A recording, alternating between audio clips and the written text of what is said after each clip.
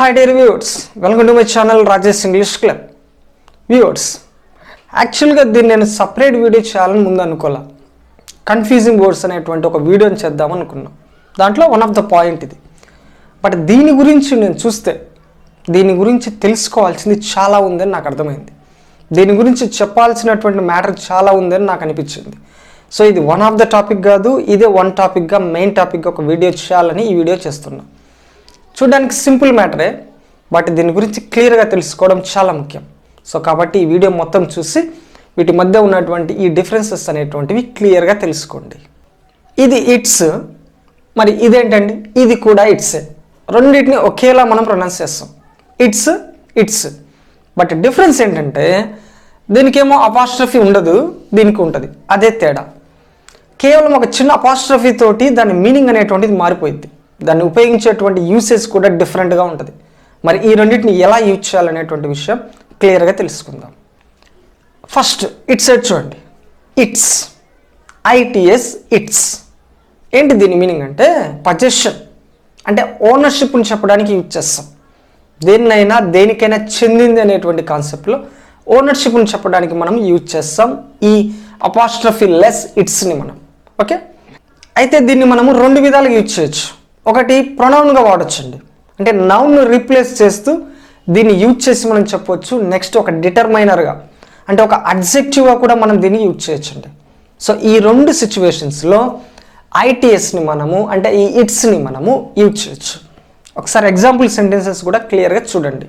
Possessive ప్రొనౌన్స్గా, అంటే ప్రొనౌన్గా ఐటీఎస్ని ఒక ప్రొనౌన్గా ఎలా యూజ్ చేస్తామో చూడండి. The hotel raised it's rates. ఒకసారి గమనించండి, the hotel raised it's rates. ఇక్కడ ఇట్స్ రేట్స్ అంటే ఎవరి రేట్స్ అండి? హోటల్ రేట్సే కదా. అంటే హోటల్ అనేటువంటి ఈ నౌన్కి బదులుగా మనం ఇట్స్ని యూజ్ చేసాం కాబట్టి ఇక్కడ ఇది ప్రొనౌన్. ఓకేనా? సో ఇక్కడ ఇట్స్ని మనము ప్రొనౌన్గా యూజ్ చేసాం. అంటే ఏంటి దీని మీనింగ్ అంటే హోటల్ దాని యొక్క రేట్స్ని పెంచింది అని దీని అర్థం. నెక్స్ట్ సెకండ్ ఎగ్జాంపుల్ చూడండి. The car needed its brakes repaired. ఆ కార్ యొక్క బ్రేక్స్ అనేటువంటిది రిపేర్ చేయాల్సినటువంటి అవసరం ఉంది అని మనం చెప్తున్నాం. ఇక్కడ ఇట్స్ చూడండి, the car needed its brakes. Whose brakes? ఎవరి బ్రేక్స్ అండి? Car brakes. కారు బ్రేక్స్ని రిపేర్ చేయాల్సినటువంటి అవసరం వచ్చింది. అంటే కార్ని రీప్లేస్ చేస్తూ ఇట్స్ అనేటువంటిది యూజ్ చేసాం కాబట్టి ఇది ప్రొనౌన్గా మనం యూజ్ చేసాం. సో నౌన్ ప్లేస్లో యూజ్ చేస్తూ నౌన్ చేసేటువంటి పని చేస్తే దాన్ని మనం ప్రొనౌన్ అంటాం, మీకు తెలుసు. నెక్స్ట్ దీన్ని మనము పొజెసివ్ అడ్జెక్టివ్స్గా యూజ్ చేస్తాం. మరి అడ్జెక్టివ్ అంటే నౌన్ ముందు వస్తూ నౌన్ని డిస్క్రైబ్ చేస్తుంది అడ్జెక్టివ్. మరి ఎగ్జాంపుల్స్ చూడండి. Its book is over there. దాని బుక్ అక్కడ ఉంది అని మనం చెప్తున్నాం. ఇక్కడ ఇట్స్ అనేటువంటిది దేన్ని రీప్లేస్ చేయట్లేదండి, ఏ నౌన్ రీప్లేస్ చేయట్లేదు, బట్ బుక్ గురించి చెప్తుంది. అంటే ఒక నౌన్ గురించి చెప్తూ నౌన్కు ముందు వస్తే దాన్ని మనం అడ్జెక్టివ్ అంటాం. కాబట్టి ఇట్స్ అనేటువంటిది ఇక్కడ అడ్జెక్టివ్, అది కూడా possessive adjective. Next second example చూడండి. It's hut. దాని hut is in the garden. గార్డెన్లో ఉంది అని మనం చెప్తున్నాం. ఇట్స్ హట్, దాని హట్. ఇక్కడ ఇట్స్ అనేటువంటిది ఈ హట్ ముందు వస్తూ దాన్ని మాడిఫై చేస్తుంది కాబట్టి ఇక్కడ ఇది అడ్జెక్టివ్ అవుతుంది. సో ఇక్కడ ఏ నౌన్ని కూడా ఇక్కడ రీప్లేస్ చేయట్లేదు, ఏది కూడా మనం ఇక్కడ చెప్పలేదు కాబట్టి ఇది ఒక అడ్జెక్టివ్ అవుతుంది. సో నౌన్కి ముందు వస్తూ నౌన్ కానీ ప్రొనౌన్ కానీ మాడిఫై చేస్తే దాన్ని అడ్జెక్టివ్ అంటాం. నౌన్ ప్లేస్లో ఉంటూ నౌన్ చేయాల్సినటువంటి పనులు చేస్తే వాటిని మనం ప్రొనౌన్స్ అంటాం. సో ఇక్కడ అపాస్ట్రఫీ లేకుండా ఉన్నటువంటి ఇట్స్ అనేటువంటిది ప్రొనౌన్ గాను అడ్జెక్టివ్ గాను మనం యూజ్ చేయొచ్చు. నెక్స్ట్ ఇక్కడ చూడండి, IT it apostrophe S, it's. ఎప్పుడైతే అపాస్ట్రఫీ వచ్చిందో దాని అర్థం ఏంటంటే ఇది ఒక కంట్రాక్టెడ్ ఫామ్, ఇది ఒక షార్ట్ ఫామ్. మనం దీన్ని షార్ట్ చేసాం, వేటిని షార్ట్ చేసాం. ఇక్కడ రెండు పాసిబిలిటీస్ ఉన్నాయి. ఒకటి ఇట్ ఈజ్ని షార్ట్ చేస్తే ఇట్స్ రాయొచ్చు, it is short form it's. Next అదేవిధంగా ఇట్ హ్యాజ్ షార్ట్ ఫామ్ కూడా ఇట్సే. ఇట్ హ్యాజ్ అన్నా కూడా ఇట్స్ అని రాయొచ్చు అండి షార్ట్లో. అయితే ఇక్కడ ఇట్ ఈజా ఇట్ హ్యాజ్ అని మనకు ఎలా తెలుస్తుందంటే అది యూజ్ చేసేటువంటి సిచ్యువేషన్ బట్టి డిపెండ్ అయి ఉంటుంది. అంటే ఇట్ హ్యాజ్ అని ఎప్పుడు వస్తుందంటే ఇవి పర్ఫెక్ట్ టెన్స్లలో వస్తాయి. అంటే వీటి తర్వాత V3 అనేటువంటిది ఉంటుంది, పాస్ట్ పార్టిసిపల్ అనేటువంటిది ఉంటుంది. జాగ్రత్తగా గమనించాలి మనం. ఇట్స్ని షార్ట్ ఫామ్లో మీరు రాసి దీన్ని హ్యాజ్ అనేటువంటి మీనింగ్లో రాస్తే దాని అర్థం ఏంటంటే దీని తర్వాత V3 అనేటువంటి వర్డ్ ఖచ్చితంగా ఉంటుంది. అలా కాకుండా ఉంటే దాని మీనింగ్ ఏంటంటే ఇట్ ఈజ్ యొక్క షార్ట్ ఫామ్ ఇది, ఇట్ ఈజ్. మరి ఎగ్జాంపుల్ సెంటెన్సెస్ చూస్తే మీకు క్లియర్గా అర్థమవుతుంది. ద డాగ్ ఈజ్ లేజీ, ఆ డాగ్ లేజీగా ఉంది. అండ్ ఇట్స్ హంగ్రీ, ఇక్కడ ఇట్స్ హంగ్రీ అంటే అది ఆకలిగా ఉంది. అక్కడ హంగ్రీ అనేది ఏమన్నా V3నా?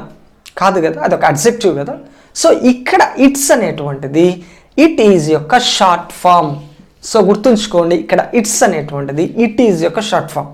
అంటే ఇక్కడ V3 ఉందా లేదా అని చూసుకుంటే చాలు, ఆటోమేటిక్గా అది ఇట్ ఈజా ఇట్ హ్యాజ్ అని మనకు అర్థమైపోయింది. Next second example, I forgot my phone, నా ఫోన్ని మర్చిపోయాను. I think it's in my school, అది స్కూల్లో ఉందని అనుకుంటున్నాను అంటున్నాం. ఇక్కడ ఏమన్నా V3 యూజ్ చేసామా ఇట్స్ తర్వాత? లేదు. కాబట్టి ఇక్కడ ఇట్స్ అనేటువంటిది ఇట్ ఈజ్ యొక్క షార్ట్ ఫామ్. మరి ఇట్స్ అనేది ఇట్ హ్యాజ్ ఎప్పుడు అవుతుందో చూడండి. ఎగ్జాంపుల్ చూడండి, it's been raining for 2 hours. ఇక్కడ ఇట్స్ బీన్ రైనింగ్, ఇక్కడ ఇట్స్ తర్వాత గమనించండి ఇది బీన్, అంటే ఇది టు బీ వర్బ్ యొక్క V3 ఫామ్. సో ఇట్స్ తర్వాత V3 ఫామ్ వచ్చిందంటే ఆటోమేటిక్గా అది ఇట్ హ్యాజ్ అని గుర్తుంచుకోండి. దీని అర్థం ఏంటంటే it has been raining for 2 hours, అంటే 2 గంటలుగా వర్షం పడుతూనే ఉంది. ఇది ప్రెసెంట్ పర్ఫెక్ట్ కంటిన్యూస్లో మనం చెప్తున్నాం. నెక్స్ట్ సెకండ్ ఎగ్జాంపుల్ చూడండి, it's been 3 years since we met. It's been, ఇక్కడ కూడా ఇట్స్ తర్వాత బీన్ అనేటువంటి V3 వచ్చింది కాబట్టి ఆబ్వియస్గా ఇది ఇట్ హ్యాజ్ అనేటువంటి సెన్స్లో మనం యూజ్ చేసాము. ఏంటి దీని మీనింగ్ అంటే it's been 3 years since we met, మనం కలిసి ఇప్పటికి 3 years అయింది, 3 years అయింది మనం కలిసి అనేటువంటి మీనింగ్లో మనం చెప్తున్నాం. సో ఇట్స్ అనేటువంటిది ఇట్ ఈజ్ ఎప్పుడు అవుతుంది, ఇట్ హ్యాజ్ ఎప్పుడు అవుతుంది అనేటువంటి విషయం క్లియర్గా తెలుసుకున్నాం. సో ఈ రెండింటి మధ్య ఉన్నటువంటి ఈ రిలేషన్ బేస్ చేసుకుని ఒక యూనిక్ ఎగ్జాంపుల్, ఒక సింగిల్ ఎగ్జాంపుల్ అనేటువంటి రాశాను. ఒకసారి చూడండి, ఇట్స్ ఈటింగ్, ఇట్స్ ఈటింగ్. ఒకసారి చూడండి, ఇక్కడ ఇట్స్ అనేటువంటిది ఇట్ ఈజా ఇట్ హ్యాజా? వీటి తర్వాత ఏమొచ్చిందండి? V3 ఏమన్నా ఉందా? లేదు. ఈటింగ్ వర్బ్ బీయింగ్ ఫామ్ ఉంది. సో V3 ఉంటేనే అది ఇట్ హ్యాజ్, లేకపోతే అది ఇట్ ఈజ్ అవుతుంది. సో ఇక్కడ it is eating it's food. So ఇక్కడ ఇట్స్ అనేటువంటి దీన్ని మనము పొజిషన్లో చెప్పాం. సో ఒకటేమో షార్ట్ ఫామ్లో, ఒకటేమో ఓనర్షిప్ సెన్స్లో మనం చెప్పాం. సో ఇదండి ఇట్స్కి అపాస్ట్రఫీ ఉన్నటువంటి ఇట్స్కి, అపాస్ట్రఫీ లేని ఇట్స్కి మధ్య ఉన్నటువంటి డిఫరెన్స్. సో ఇది ఈరోజుకి నా వీడియో. మరొక వీడియోలో కలుసుకుందాం. By by.